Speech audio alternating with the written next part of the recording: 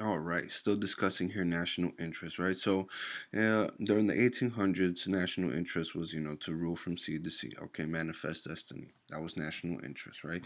Now that we ruled from sea to sea, our national interest begins to broaden, right? So we don't want any enemies to the north or to the south, right? So what do we do here, right? The United States decided to pass the Monroe Doctrine, right? So European powers were informed to stay away from the blank when President Monroe passed the Doctrine of 1823.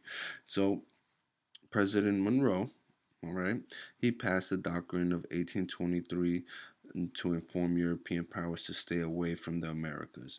The entire Western Hemisphere was off limits to European powers, and that's because we didn't want any Eastern Hemisphere or any possible future threats from Europe to come in and uh, you know place place place military bases. We didn't want any enemies to the side. So the best thing that the United States could offer is protection. Okay.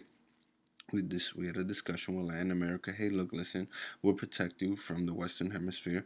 We also have, excuse me, a treaty with Canadians. Hey, listen, we'll protect you from the European powers too, but you just cannot allow European powers to come in and infiltrate. Okay, we'll protect you. If you ever need protection from European powers, you, Americas will provide it for you. Okay, um, and this is basically when everyone was gaining their independence. All right, everyone's attempting to gain. Latin America was becoming independent. Um, Canadians, they were becoming independent.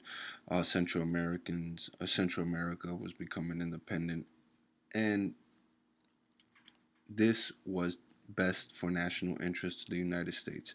We didn't want any enemies by our territories or on our side of the world. So we said, hey, listen, we promise to protect all of the Americas just as long as European powers, stay away. So European powers were informed to stay away from the Americas when President Monroe passed the Doctrine of 1823.